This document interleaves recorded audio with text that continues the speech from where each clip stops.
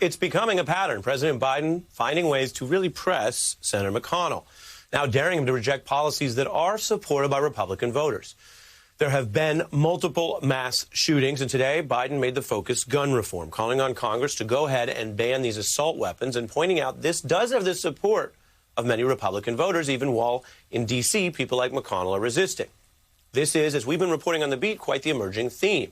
Biden made a similar argument on infrastructure just a day ago and has been on it for a while.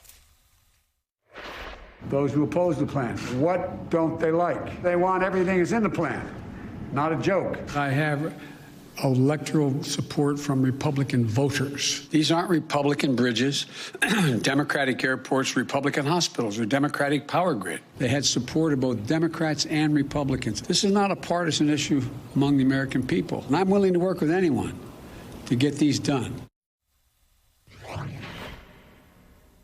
Do some Republicans agree with some of what Joe Biden's doing? Well, we're joined by someone who used to run the Republican Party and was the #2 Republican official in the state of Maryland.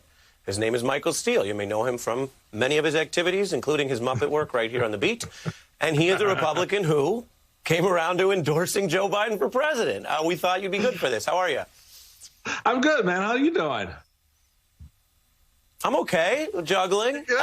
What do you think here of the way Biden is clearly making this a repeat theme? What you're seeing, and I hope people appreciate this because I know a lot of folks around town do. What you're seeing Joe do is 43 years of senatorial experience. He's working the system. He's working the system in parts against itself. And he's doing a little bit of what Reagan was very good at, Bill Clinton was very good at, and Barack Obama was pretty good at. And that is going directly to the American people, kind of going over the head of Congress, kind of going around the process and stating with a lot of clarity, this is what I want to do. And you need me to do this because you want me to do this. And so we saw it first coming out of the gate on COVID. You see it now with infrastructure.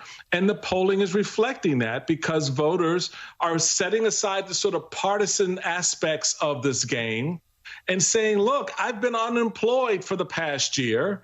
And if this is something that will create a job in my community, get me back to work, I'm for it.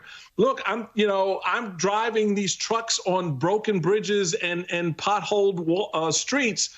If this will fix that so that I don't have those added expenses because my axle keeps getting grinded down by potholes, I'm for it.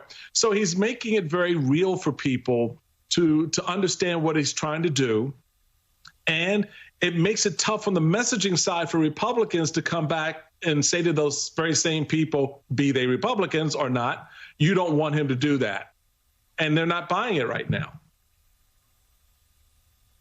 Yeah, I mean, it makes sense. And it really also speaks to the vulnerability of part of the Republican Party after the MAGA meltdown, the insurrection, and the parts of the country club conservatives who may not want to be down with all this. And I'll say something, Michael, you know, I worked in the Senate, and at the time, even among Democrats who liked Biden, he was not then seen as a political mastermind or super agile.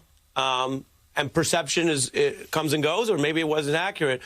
Here we are 70 days in. He seems to be very agile at working with an increasingly broad Democratic coalition while really thumping on McConnell every week. Has he exceeded what may have been the political expectations or the ideas about him so far while it's early? Yeah, I think that's a good point, and I think it's a correct point that he has, and I think that's what's really kind of pushed some of the Republicans back on their heels, especially McConnell. McConnell has not been as, beating his chest, if you will, as he was during the early term of Barack Obama, and certainly even with respect to Donald Trump. In that, the idea was, well, we can control him and, we're the leadership and he has to come through us. And Trump, of course, showed them to be fools on that.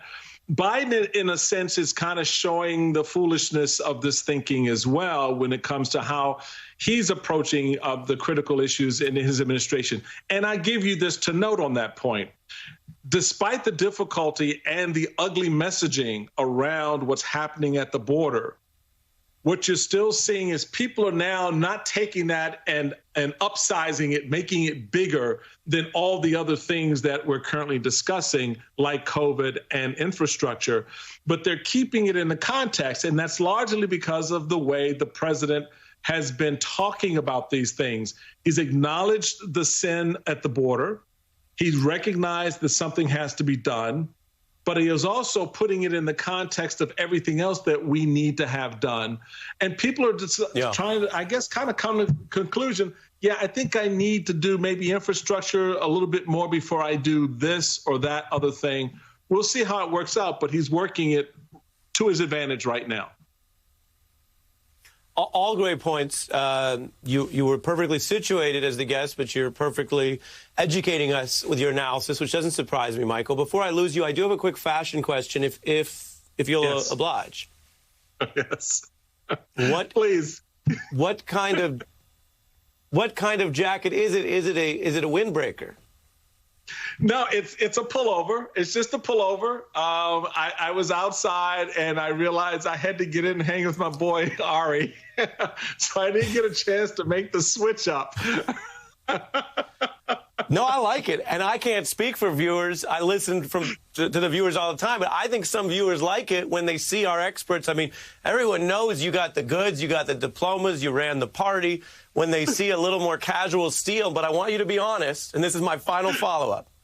Yes. Were you slightly inspired? Was your backbone sartorially calcified by seeing your friend James Carville show up in sweatshirts so much?